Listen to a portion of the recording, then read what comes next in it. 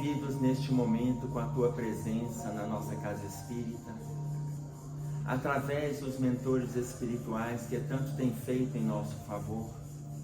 Agradecemos a oportunidade sagrada do dia a dia. Agradecemos a oportunidade de nos encontrarmos no corpo físico, lutando para superar as dificuldades que o passado nos impôs. Agradecemos, Senhor, a orientação dos nossos mentores que tanto têm feito para o nosso aprendizado, para o nosso crescimento, mas acima de tudo, para a exemplificação que vai levar à nossa melhoria. Enfim, Senhor, rogamos também para os desencarnados que estão conosco neste ambiente, aqueles que convivem conosco na casa espírita, estejam eles na figura dos internados ou na figura dos trabalhadores e voluntários que vivem conosco no dia a dia. Que a Tua paz fique nos nossos corações, que assim seja.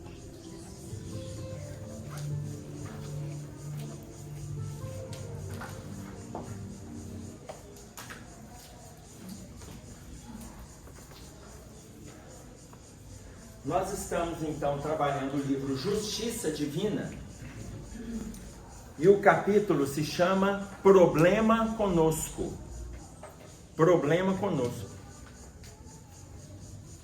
Você tem algum problema com você? Todo mundo tem? Eu não. O senhor não tem não, né, tio? Ah, mas também quando chega os 80 a gente já resolveu tudo que tinha resolver. Então, olha, aqueles que ainda não chegaram, mas está a caminho, né? Todo mundo tem um problema consigo mesmo, tá? Todos nós temos dificuldades que são pessoais, que são intransferíveis, mas são transponíveis. Transponíveis. A gente precisa entender que nós vamos fazer diferente mudança. Por quê? Porque depende só da gente. Não existe problema intransponível.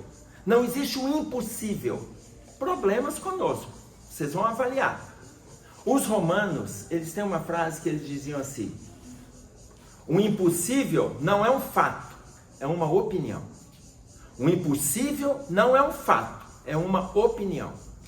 O que significa isso? Por exemplo, olha, acabamos de sair daqueles dizeres que é impossível uma vacina ficar pronta em 9 meses. Na tua opinião. Ah, mas porque antigamente a vacina ficava pronta entre 5 e 10 anos. O que é verdade. Só que antigamente nós estamos falando do século XX, no meio do século XX, 1950, 60, 70. Hoje, com a evolução da ciência, ficou pronta. É impossível que você... Não tem impossível. Impossível é a sua opinião. O fato vai depender daquilo que a gente fizer. Tá claro? Então não tem problema conosco que seja intransponível. Mas todos são intransferíveis. O que é seu é seu. Ok? Aí ele coloca para nós assim: não os criaria Deus à parte.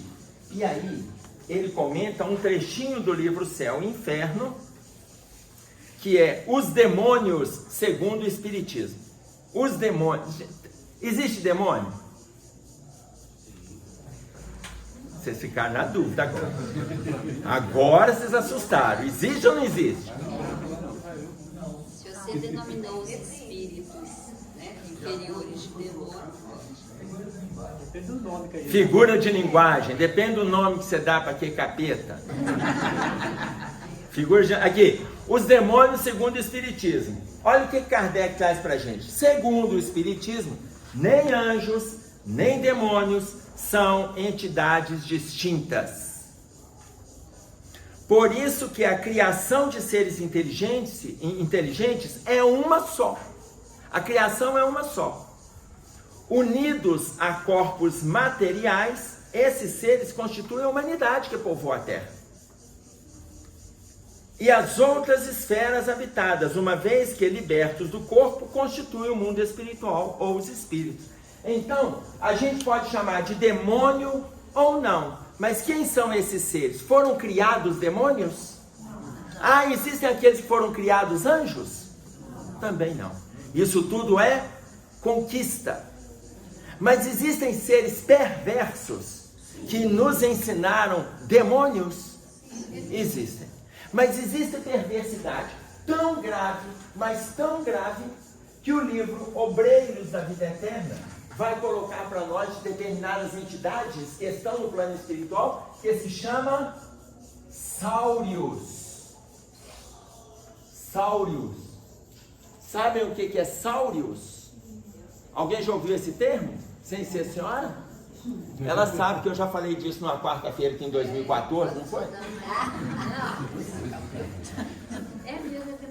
Lá no livro Obreiros da Vida Eterna, veja, Jerônimo está atravessando junto com André Luiz. Jerônimo é o orientador espiritual da obra. Ele está atravessando junto com André Luiz, junto com irmã Zenóbia, que é a coordenadora deste grupo, para ir para uma região nas trevas para resgatar o padre Domênico. Eles vão resgatar o padre Domênico e estão atravessando uma ponte. Naquela ponte tem um pântano e está Jerônimo, André Luiz, Zenóbia, o padre Hipólito e Luciano. Eles estão atravessando. Aí o Jerônimo, a Zenóbia pede assim: quando estivermos atravessando a ponte, temos que atravessar em silêncio. E aí eles começam. E o pântano, lembra dos filmes que a gente vê o pântano como se estivesse borbulhando? E o pântano lá borbulhava. O pântano borbulhava. Aí o André Luiz, gente, qual a recomendação que foi dada? Silêncio. O André Luiz chega para o Jerônimo e fala assim: jazem aqui almas humanas? Quando André Luiz fala, os espíritos saem do pântano. Os sáurios saem do pântano. Quando eles saem do pântano e começam a manifestar que vão agredir Zenóbia, imediatamente cria um campo de força para proteger todos daquela comitiva. O que são os sáurios? Princípio dos lagartos. Espíritos deformados no estágio primitivo do lagarto, de tanto ódio, de tanta perversidade, de tanta criminalidade que eles estiveram envolvidos. No plano espiritual, eles deformaram o estado perispiritual deles. E eles são chamados sáurios. No momento que os sáurios começam a sair do pântano, a Zenóbia cria um campo de força para proteger o grupo. E na hora que o André Luiz pergunta para Jerônimo: jazem aqui almas humanas? Olha o que Jerônimo responde. Ô gente, você vê que André Luiz ainda tinha muito do humano, né? Por que aquele bendito não ficou calado? Se alguém fala para você, cala a boca, cala a boca.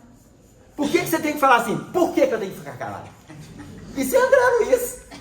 Aí ele vai lá e pergunta se tem... Olha, ela pediu para calar, não interrompe não. Fica ensinando, atravessa a bendita da ponte, calado, só isso. Ela só fez um pedido, daí a pouco teve que organizar toda uma espiritualidade, chamar os guardas espirituais, juntar a energia do campo mental de todos eles, para fazer um campo de força para eles não serem agredidos pelos sáurios, porque eles estavam atravessando uma ponte.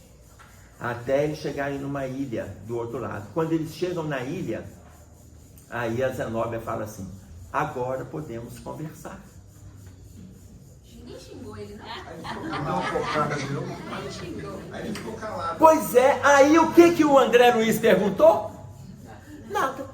Porque quem passa por cima das regras é assim mesmo, né? Na hora que não é para fazer nada, vai lá e faz. Na hora que é fazer alguma coisa, apatia. André Luiz falou nada. Aí a Zenóbia falou assim: ali jazem almas humanas. Entretanto, aquele grupo, nós não viemos para trabalhar com eles, nem mesmo recolhê-los. Existe um outro grupo de espíritos orientadores do lar de Fabiano que trabalha com os sáurios, para tentá-los resgatar do movimento de dor que eles estão. Aí eu volto lá na fala da Clarice, mas ninguém xingou o André Luiz. Por que ninguém xingou, gente? Poxa, esse espírito superior não vai sair xingando, não. Eles dão uma orientação. Aí você resolve assim, mas eu não quero fazer assim, não. Tá bom. Eles não são mães, né, meu bem? Aí, além de tudo, não é mãe, é espírito superior. Mãe é da família. Tá claro? Então, quando ele coloca para nós poderíamos colocar demônios, mas será que nós, no estágio em que estamos, não passamos pelos movimentos de dor no plano espiritual? Hoje nós estamos na Terra, a gente conta as histórias, lê os livros, a gente divulga para as pessoas, mas será que nós já não passamos por esses estágios? Será que internamente não estamos criando os demônios dentro da gente? Tá claro? Então o que ele coloca para nós? Segundo o Espiritismo, não existe essa distinção. Deus não fez distinção na criação. Tanto que mais na frente ele diz assim: em todos os graus existem, portanto, ignorância e saber, bondade e maldade. Todos os graus, em todos os ambientes tem pessoas boas e pessoas más. Existem pessoas ignorantes e pessoas com conhecimento, todos os lugares. Tá claro? E aí ele diz mais: nas classes inferiores destacam-se espíritos ainda profundamente propensos ao mal, comprazendo-se com o mal. Nas classes inferiores tem mais. E é onde se destaca, né? Para nós acaba destacando isso aí. Vou pegar um exemplo aqui, olha. Imagine vocês que tem um casal aqui brigando, agredindo, um pegou a vassoura, o outro pegou aquele porrete de fazer massa de pastel, e os dois partiram para agressão. Esse casal está aqui. Aqui tem um casal que eles estão se beijando, se abraçando, fazendo juros de amor, promessas para o futuro, perspectiva. Qual casal que chama a nossa atenção? Não, responda para mim. Qual casal que chama a nossa atenção? O violento, da briga. Por que esse nos chama a atenção? E a gente ainda tem o dom de olhar para aqueles e falar assim, aquilo ali depois eles vão ficar assim. Mas por que isso? Porque ainda entra em ressonância com o nosso estado íntimo. Ainda entra em ressonância com o nosso estado íntimo. Tá claro isso? Oi? Mas igual Thomas Mann, o homem jamais abriu a mão da destruição e do caos. O homem jamais. Guarda essa frase pro final, tá? Você vai ver aqui, porque ele diz assim para mim.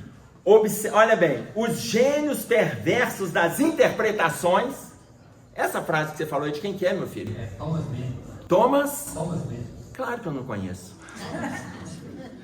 Aqui, os gênios perversos das interpretações religiosas somos nós mesmos, quando adotamos conscientemente a crueldade por trilha de ação.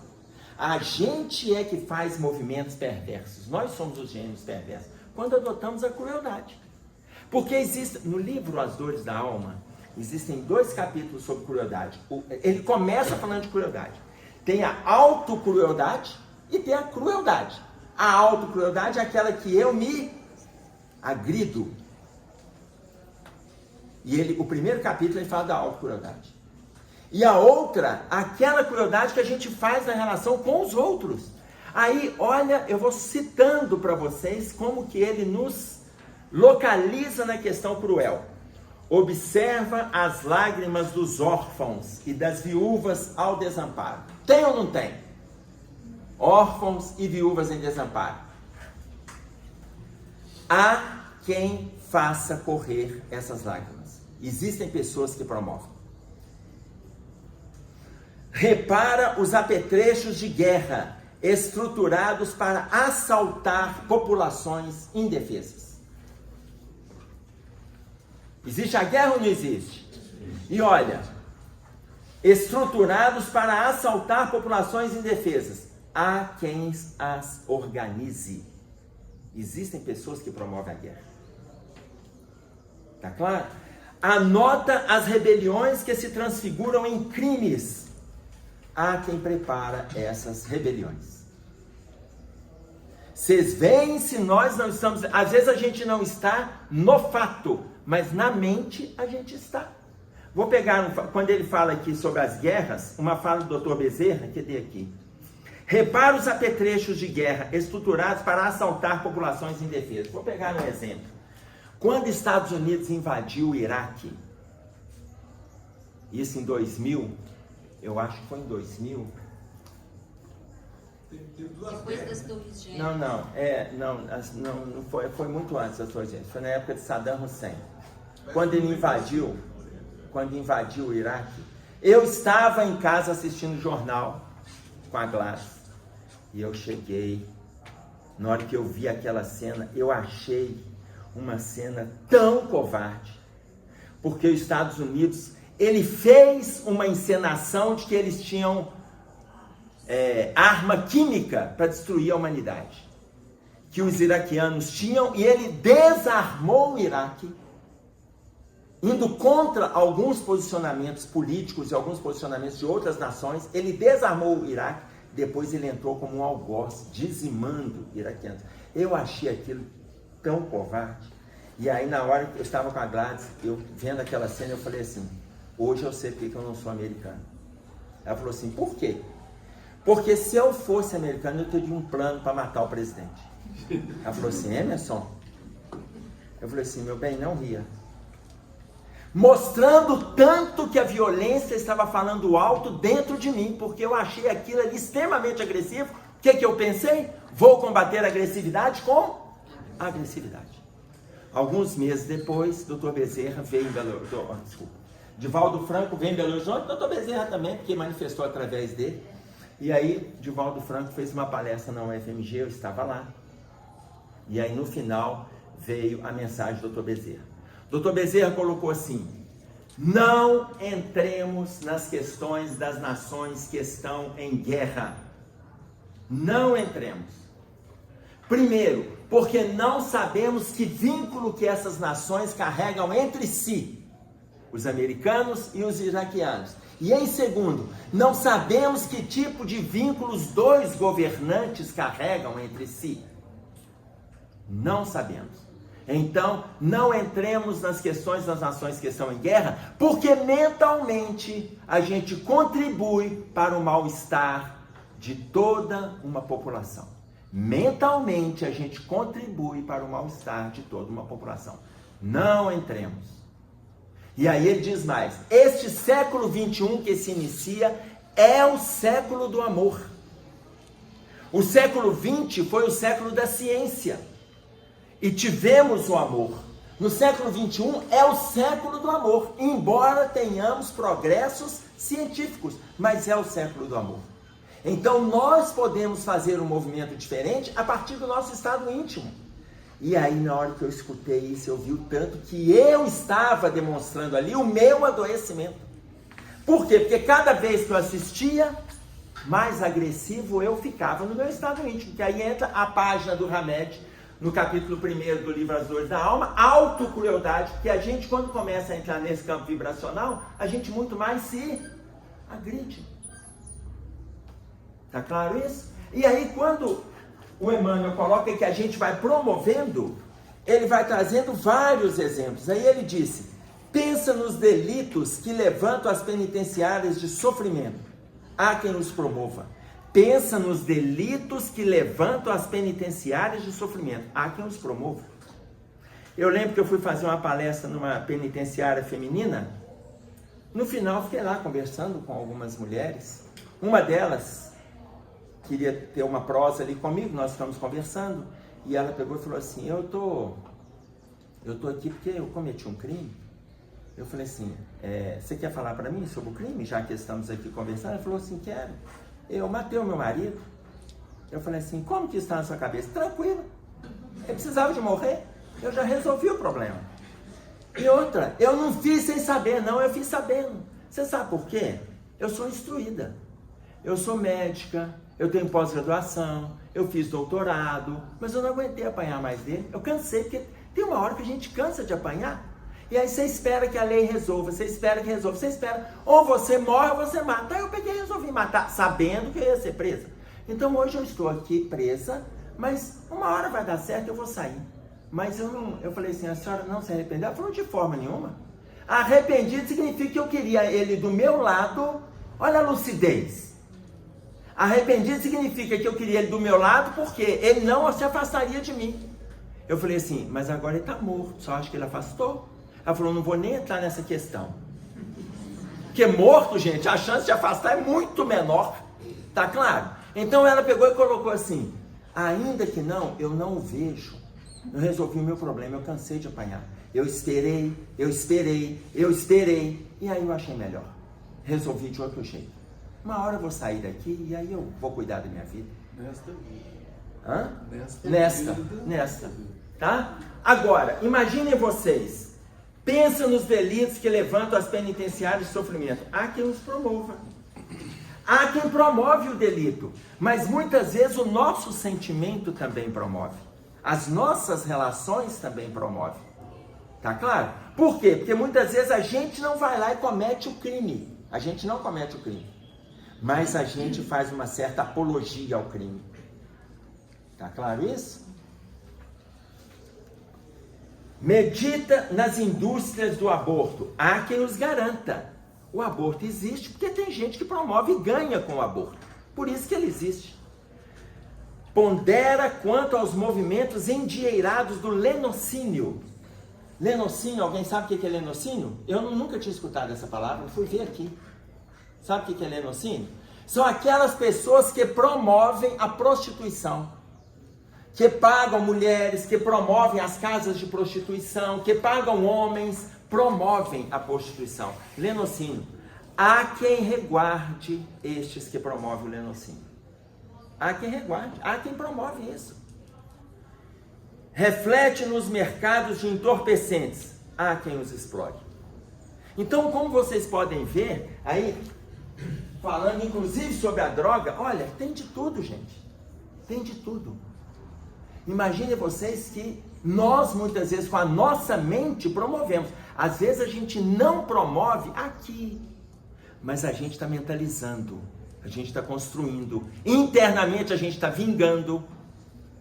Então, nós promovemos situações destrutivas. Aí, ele vai colocar para nós aqui. O momento que nós estamos vivendo, enunciando semelhantes verdades, não acusemos senão a nós mesmos. Eu vou trazer uma passagem de evangelho que nós vamos entender como que isso funciona. A passagem está em Lucas, no capítulo 3, no versículo 9.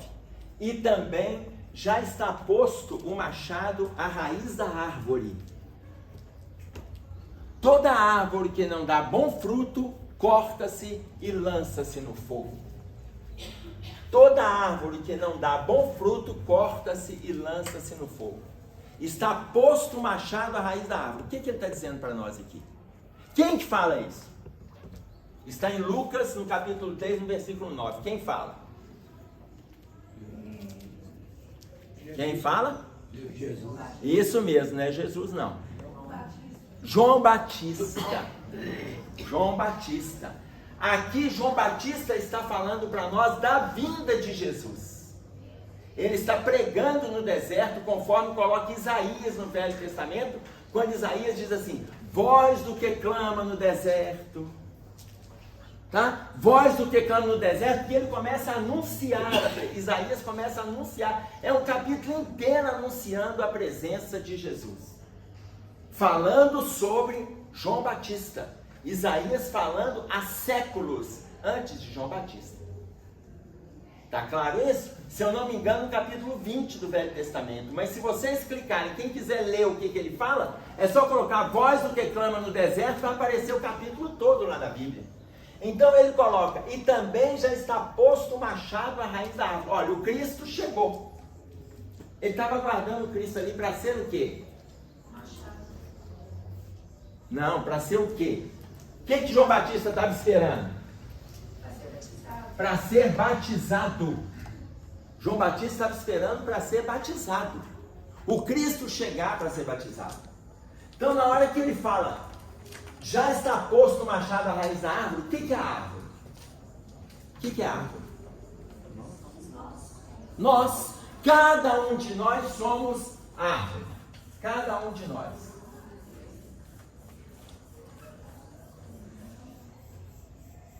Agora que nós descobrimos que somos árvores,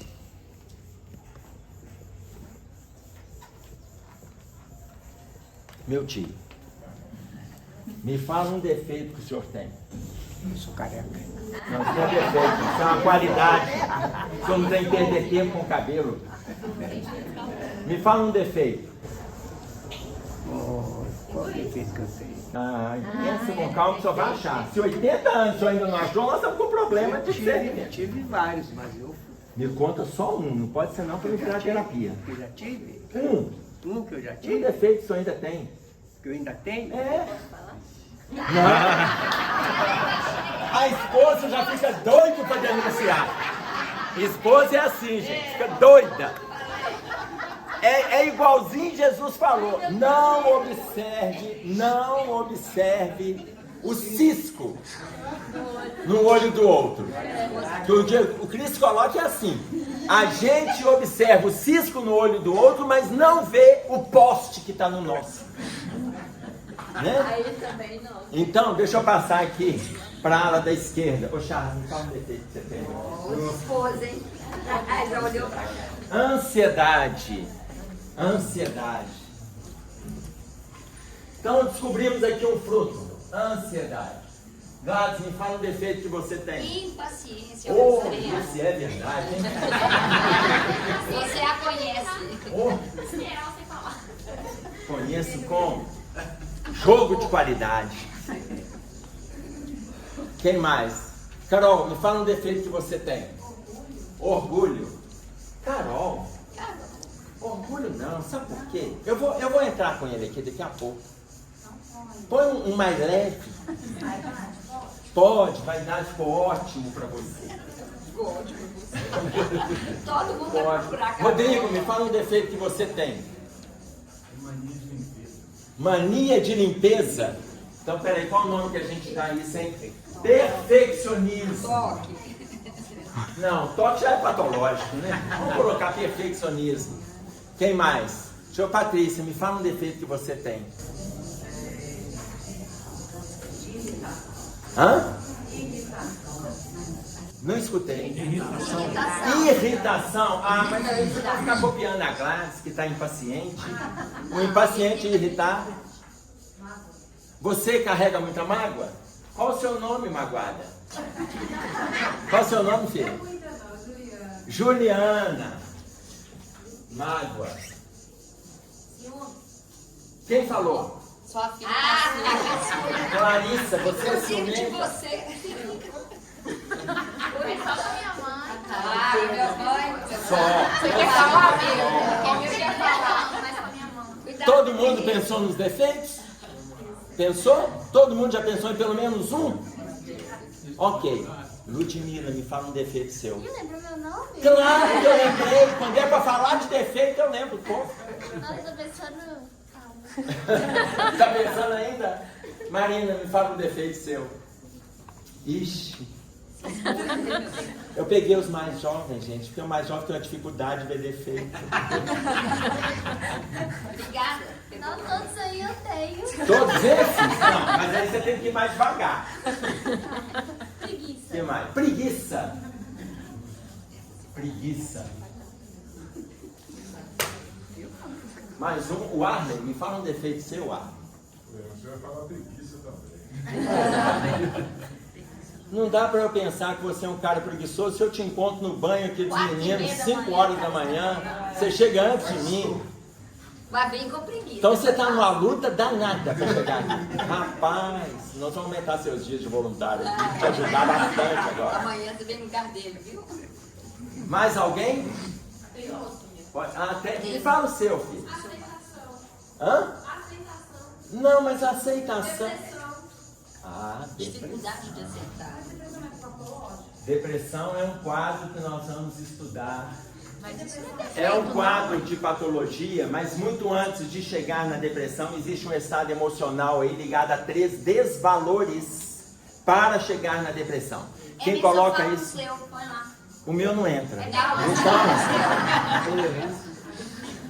Então, 3 quadros que levam ao estado depressivo são 3 que a gente poderia até colocar nessa árvore aqui, conforme coloca Joana de Ângeles para nós no livro Lampadário Espírita, no capítulo 59, está escrito ainda a melancolia, é o penúltimo capítulo do livro. E ela coloca 3 quadros. Primeiro, falta de fé, ou seja, incredulidade, que ela vai abordando aspectos emocionais. Segundo, culpa, às vezes até sem saber pelo que, mas vai carregando culpa. Terceiro, rebeldia.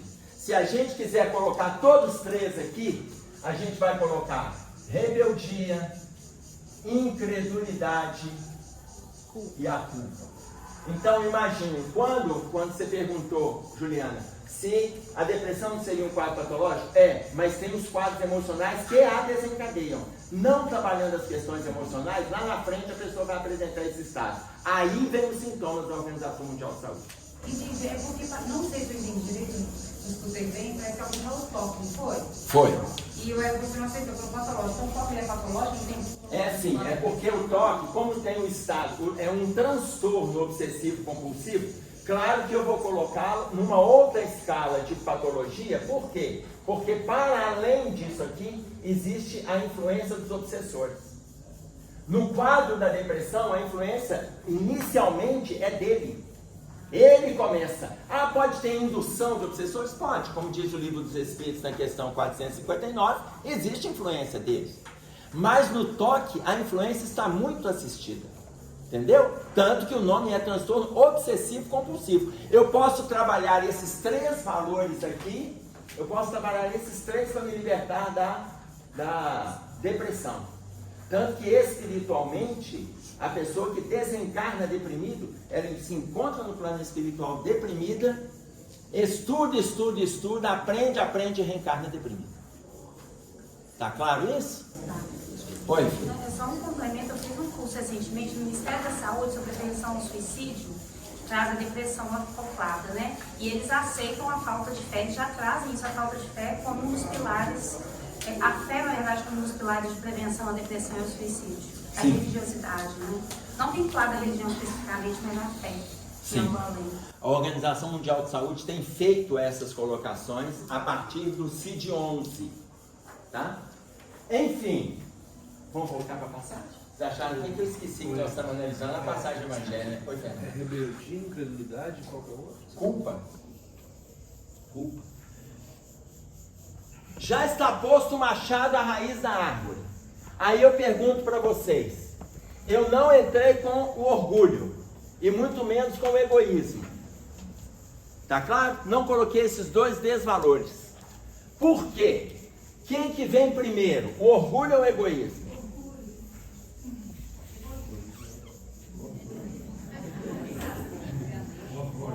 O que vem primeiro, o orgulho ou o egoísmo?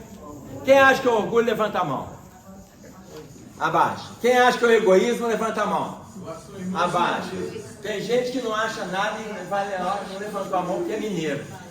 Mineiro fica em cima do muro. Quando eu der a resposta, vai falar, era isso que eu estava pensando. Porque o mineiro adora fazer isso. Então, o que vem primeiro é o orgulho.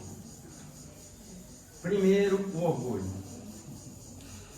Depois vem o egoísmo. Por que que eu não coloquei aqui, quando alguém falou o orgulho, quem falou? A Carolina. Eu não coloquei aqui o orgulho. Porque tudo isso é resultado do nosso orgulho e do nosso egoísmo. Tudo isso aqui. E existem mais. Você está pensando aí, a fofoca, está aqui, ó. A mentira, está aqui, ó. Sexo desequilibrado, está aqui, ó. Sexolatria. Tudo que não... sexo é aonde não tem afetividade, não tem emoção, não tem espiritualidade, não tem troca, entra no campo do desequilíbrio. Aonde tem mentira, aquilo que você deixa de contar, inverte a história, entra na mentira, está aqui, ó. Seu vítima.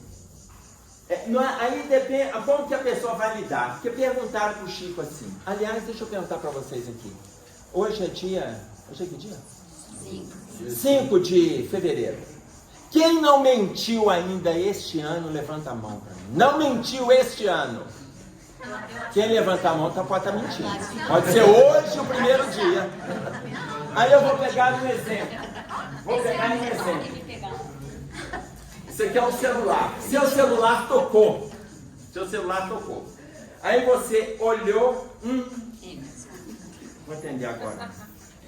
4 horas depois você retorna e fala: fulano, só agora que eu vi sua ligação. O que é isso? Mentiu. A gente já está tão normal, já está tão natural, que às vezes a pessoa nem sabe que aquilo também é uma mentira.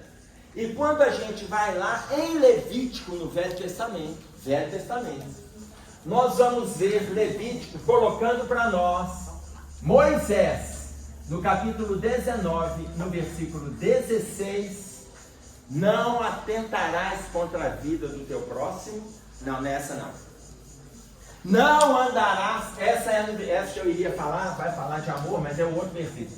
Essa aqui ele fala assim: não andarás como mexeriqueiro. O que é mexerico? O que é fofoca? Mentira. Vocês conhecem, gente, eu conheço um fofoqueiro sincero demais. Ô, gente, se é fofoqueiro, pode ser sincero. Ou é uma coisa ou outra coisa. Não tem jeito. Tá claro? Então, aqui nós temos também a mentira. Você vê que várias dificuldades estão relacionadas. Ah, mas por que o orgulho vem primeiro e depois o egoísmo? Evangelho segundo o Espiritismo. Eu não sei explicar como é que eu faço essa distinção, essa linha que está aqui, ela é muito tênue. Como é que eu sei se eu estou no momento do orgulho ou do egoísmo? Essa linha aqui, ela é muito fina. Mas o Evangelho coloca para nós, no capítulo 7, no item 11, o orgulho e a humildade. E ali ele fala que o orgulho representa a raiz de todas as nossas dificuldades. Lá no capítulo 11, no Evangelho segundo o Espiritismo, no item 11, ele coloca assim: egoísmo. Filho do orgulho. Se ele é filho, gente, o orgulho tem que ser a raiz. E aí, já está posto o machado à raiz da árvore. Quem somos nós nesse contexto aqui? A árvore. Então, quando eu peguei, fala de uma dificuldade sua, fala outra, fala outra. Gente, claro, cada um falou daquilo que o incomoda, mas todos nós temos um pouco disso aqui. Infelizmente. Não falo isso com nenhum prazer. Todos nós temos essas dificuldades aqui e outras que a gente preferiu não colocar.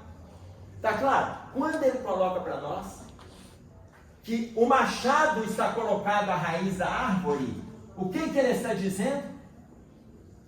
Jesus. Que agora está chegando a mensagem. João Batista está colocando que está chegando a mensagem que vai destruir a fonte do mal-estar, o orgulho.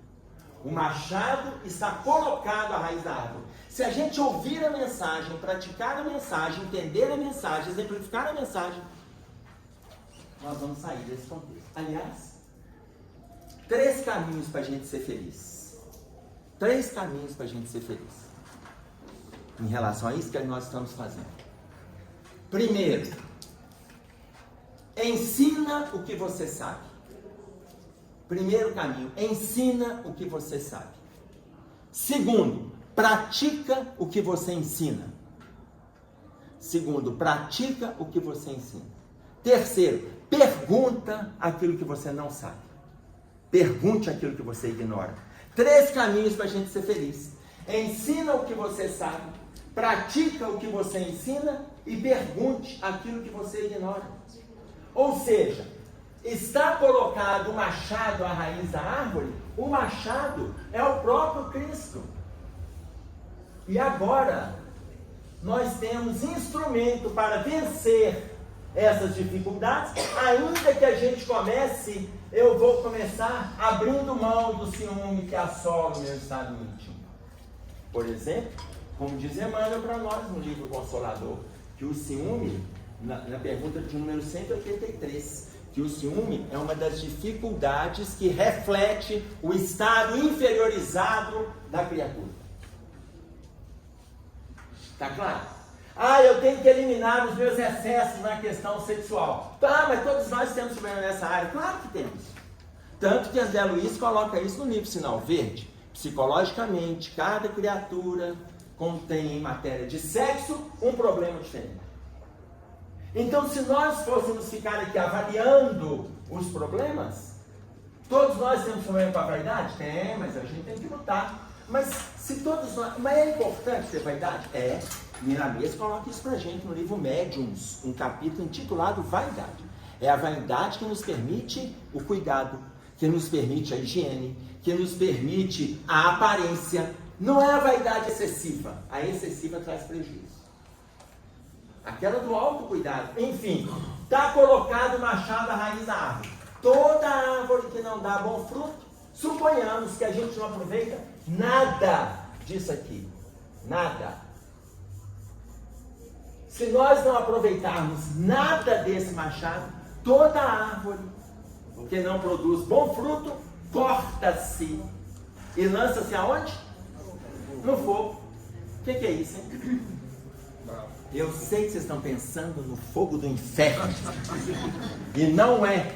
O que a gente faz com essa árvore? Corta-se e lança-se no fogo. Que fogo? O que é o fogo? Expiação, provação, o que mais? O que é o fogo? É o quê? Por que fogo é reencarnação? Por causa do elemento químico, do elemento água. Por causa do elemento Água e do elemento químico.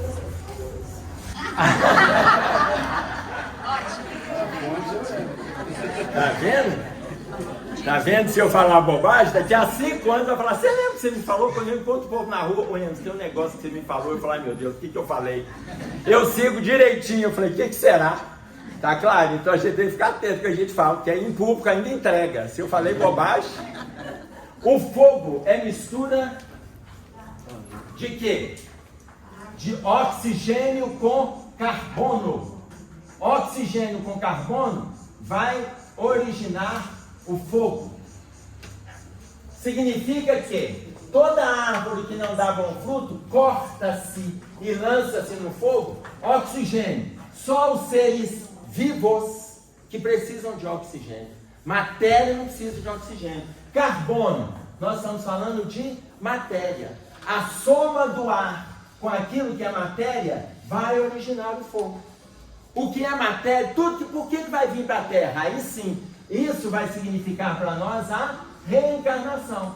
Por que vai reencarnar? Se ele está colocando que a mistura de oxigênio com carbono, a gente precisa do ar para viver e vamos precisar de passar pelo movimento físico. Encarna, desencarna, encarna, desencarna, encarna, desencarna, até melhorar. Então aqueles que não praticam para mudar esses desvalores aqui, ó, não praticam para mudar, volta para a Terra, no movimento do fogo, reencarna para corrigir os enganos. Mistura de oxigênio com carbono. Tá claro isso? Ficou dúvida? Oi. Oi. E aí as provações, as expiações, que é a lenha na fogueira, né? Que a pessoa vai provando, expiando até ela se libertar dessa dificuldade. Sim. E aí vai passando pelas dificuldades. E veja, mesmo passando pelas dificuldades, gente, mesmo passando, tem um amparo na espiritualidade. Porque senão fica parecendo que a pessoa está sozinha. Pegando um exemplo, no livro Chico de Francisco, conta uma história de uma senhora que chegou para o Chico e falou com o Chico assim: Chico, meu filho é cego, surdo, mudo e não tem os 2 braços. E agora apareceu uma patologia nas pernas dele e os médicos disseram que vão ter que amputar as pernas dele. Chico, o que eu faço? Aí o Emmanuel do lado do Chico coloca para ele assim: fale para essa nossa irmã que tem uma patologia nas pernas dele, porque no momento de lucidez aqui no plano espiritual, ele pediu para ele ficar na vida uma única vez, porque ele já é suicida há 10 encarnações seguidas. Ele já é suicida há 10 encarnações seguidas. Ele pediu para não deixá-lo se suicidar novamente, ele pediu para ele ficar. E aí nós colocamos a patologia nas pernas dele. Essa foi a informação que passou. Raul Teixeira, conversando com o Chico, nos deu uma outra informação além desse livro. A informação é essa, mas essa aqui está no livro. Aí Raul Teixeira coloca assim, o que Emmanuel colocou, o Chico contando para ele, e ele confidencia depois. o que o Emmanuel colocou é que ele já vem há 10 encarnações se suicidando seguidamente, e existe um grupo de obsessores que já criaram um plano no projeto espiritual para levá-lo até o alto de um precipício próximo à cidade de Uberaba, para ele se atirar e ele sair da vida pela 11ª vez. Quando os espíritos superiores viram que existe esse plano, entenderam que o melhor é colocar uma patologia nas pernas dele para atender o pedido dele para ficar na vida. Ô gente, de sã consciência, a gente iria olhar e falar por que Deus não leva a criatura? Por que Deus não leva? Olha a espiritualidade trabalhando em nosso favor. A gente, na nossa ótica, a gente não dá conta de entender isso. Tá claro? Então, a espiritualidade, por mais que a gente tenha movimentos provacionais e ou expiatórios, eles estão caminhando na nossa frente. A dificuldade vem para todos, invariavelmente. Não tem alguém aqui que não tenha dificuldades. Tá claro? Mas eles estão antecipando o que a gente vai cumprir. Pode falar, filho. Oi, tem um senhor que mora lá perto do meu filho. Ele ficou 45 dias no CTI. Em uma semana, desligaram tudo, só sai a mulher que travou e ele desencarna no meio do conhece esse caso aí? Esse caso aqui. É. Nesse caso, Ele vai ter orando, mas ele não desencarna. não desencarna. E nesse caso, o irmão José coloca pra gente, até num dos vídeos que a gente gravou, e vocês vão ver depois no YouTube, que se chama Bênção. O irmão José coloca para nós que o corpo é a bênção. E que muitas vezes nós achamos que está no momento de desencarnar, mas a espiritualidade não vê que ainda é hora. Ele precisa ficar no corpo, porque enquanto o espírito está tendo acesso ao plano espiritual, ele está aprendendo coisas que no corpo físico ele não deu conta de assimilar. Primeira situação, e ele coloca outra. Ele coloca também que em determinadas situações o encarnado precisa ficar no corpo físico até que se resolvam questões materiais da família, para que ele não sofra quando chegar do outro lado, por aquilo que não ficou resolvido. Então a espiritualidade vai mantendo. Tá claro? Eu creio que é morfina. Ele estudou? Ah, eu não sei não, porque não sou eu que estou lá. A morfina é o medicamento que mais atua contra a dor, mas te falar se ele ainda sente, eu não sei te dizer. Se tiver mérito espiritualmente, pode ser que não sinta. A morfina faz o trabalho dela e a espiritualidade faz a outra parte. Como vocês podem lembrar, Zé Arigó fazia cirurgia aberta. Na época de Dr. Fritz, Zé Arigó, que era médium lá de Lafayette, ele fazia cirurgia, ele cortava. A asepsia espiritual da faca que ele usava era faca, não tinha bisturi. Tá claro? Ele fazia asepsia espiritualmente. Ele costurava, as pessoas saíam da cirurgia sem dor. Ele tirava o tumor do estômago. Vocês estão entendendo? Cirurgia aberta. Hoje não faz mais. E falar, a pessoa está sentindo dor, olha, a espiritualidade tem 1000 situações para nos ajudar. Tá claro? Todos temos acertos e desacertos. Todo mundo concorda? Vocês estão na dúvida. Todos temos acertos e desacertos. Consciências encarnadas em desvario fazem os desvarios da esfera humana. Consciências encarnadas em desvario fazem os desvarios da esfera humana. Consciências desencarnadas em desequilíbrio geram os desequilíbrios também na esfera espiritual. Consequentemente, gera aqui também. Raul Teixeira coloca assim: quando um criminoso está encarnado, é uma bênção. Porque quando ele está encarnado, por mais que a gente veja a gravidade dos crimes que ele comete, ele está usando 30% do seu potencial criminógeno. Ô, gente, olha o que nós estamos assistindo. Lá naquele país mesmo, como é que é o nome dele? Brasil. Eu não sei se vocês estão acompanhando as coisas que acontecem lá nesse país. Quando o criminoso está encarnado, ele está usando 30% do seu potencial. Que é melhor a gente zelar para ele ficar vivo. Porque quando ele desencarna, ele retoma todo o potencial adormecido, os outros 70%. E eles passam a assediar de forma mais avassaladora o plano físico. Está claro isso? Por isso que o Evangelho assevera: ninguém entrará no reino de Deus sem nascer de novo. Olha, deixa eu fazer uma perguntinha aqui então. Todos nós precisamos de fazer renovações. Ninguém entrará se não nascer de novo. Olha a pergunta 478 do Livro dos Espíritos. Pessoas animadas, de boas intenções e não deixam de ser obsidiadas. Tem ou não tem gente assim? Animado, bem intencionado, porém obsidiado. Tem ou não? Vocês estão na dúvida? Pessoas isso é uma afirmativa, ponto, afirmativa. Pessoas animadas, de boas intenções e nada obstante, não deixam de ser obsidiadas. Qual é o melhor meio de nos livrarmos dos espíritos obsessores? Pergunta 478 do Livro dos Espíritos. Qual é o melhor meio da gente se livrar dos obsessores? Bons pensamentos, o que mais? Orar por ele. Ação incessante no bem, o que mais?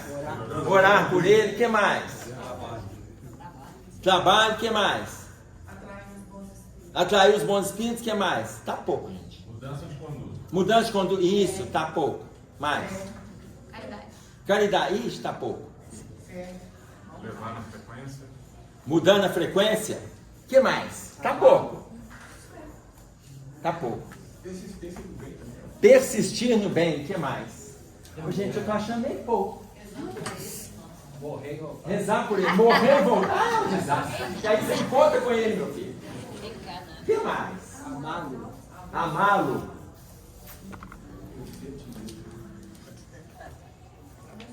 Tem uma atitude que ninguém falou.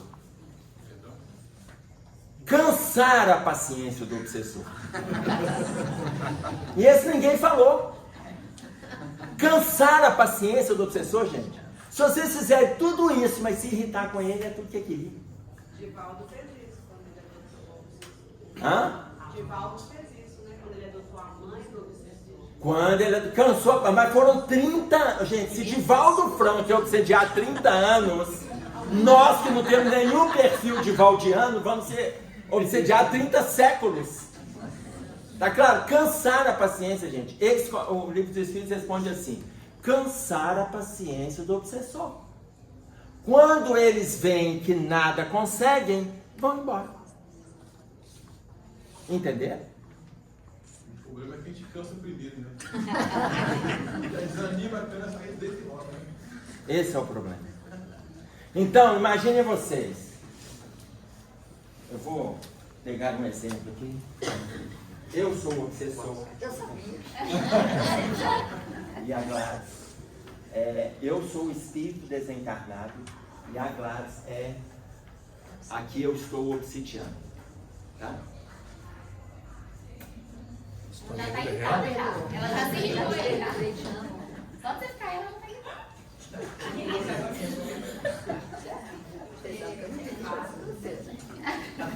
Fica falando. Eu nunca canso de olhar pra ele. Deixa eu passar do lixo. Pega a vassoura. Esse ator é paciente, pelo menos empurra ele pra lá. Chega.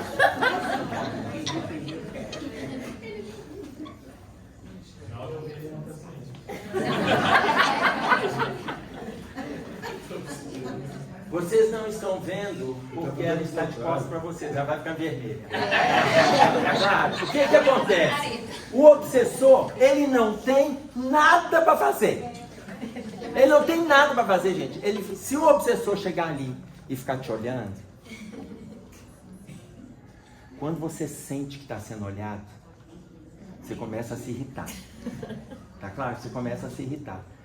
O que fazer? Cansar a paciência deles. Isso tudo que vocês disseram é verdade. Tudo isso. Porém, nós temos que fazer tudo isso constantemente. Que aí eles ficam cansados de intuir, de induzir, de provocar, de ficar olhando. Se eles não têm nada para fazer, eles chegam e ficam olhando.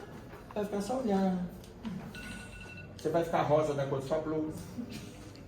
Tá claro? Ele vai olhar, ele vai incomodar. Então você fala assim, mas eu não estou vendo ele. A gente não precisa vê-los, a gente sente. Então se a gente quer mudar de conduta, mantenha a linha do bem. Mantenha a linha do bem. Não precisa te preocupar com o detalhe. Aqui ele fala, cansar a paciência deles. Cansa a paciência deles. Mantenha, não desista. E aí ele vai fechar para nós.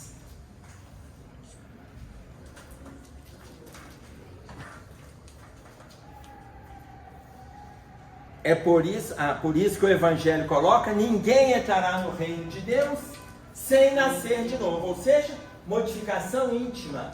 Em suma, isso quer dizer que ninguém conseguirá desertar da luta evolutiva. Quando ele coloca no parágrafo anterior, a respeito da lei, que está escrito no túmulo de Kardec, nascer, viver, morrer, renascer ainda. Tal é a lei. Porque a gente só vai melhorar se fizer esses movimentos.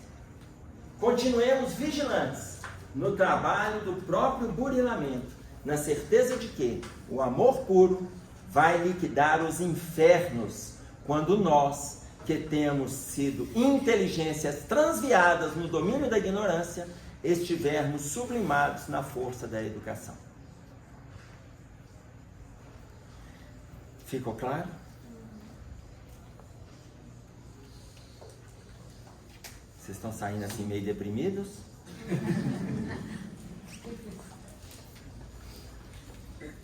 Nós vamos fazer a prece para a gente encerrar.